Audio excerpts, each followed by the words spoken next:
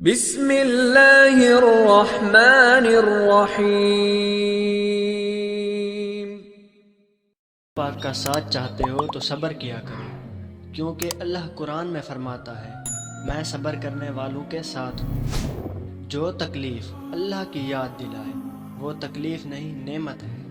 آزمائش تو انہی کے لیے ہوتی ہے جنہیں اللہ چاہتا ہے، اور صبر وہی لوگ کرتے ہیں جو اللہ کو چاہتے ہیں۔ یقین اور تڑپ وہ تو اللہ کو 7 آسمانوں پار بھی ڈھونڈنے کی ضرورت نہیں پڑتی، وہ تو شہرک کے قریب ہے۔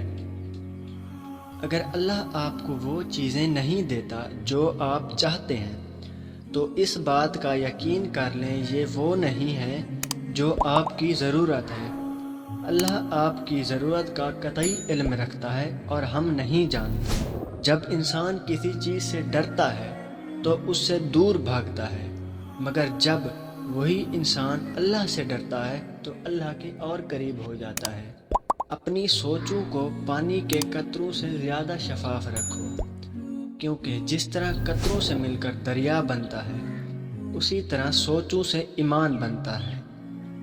جب تم دنیا کی مفلسی سے تنگ آ جاؤ اور رزق کا کوئی راستہ نہ نکلے تو صدقہ دے کر اللہ سے تجارت کر لو۔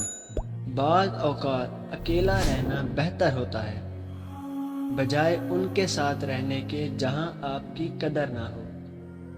وقت کی تیز رفتاری سکھاتی ہے، بتاتی ہے، دکھاتی ہے منزل بھی، مسافر بھی، اپنے بھی پرائے بھی۔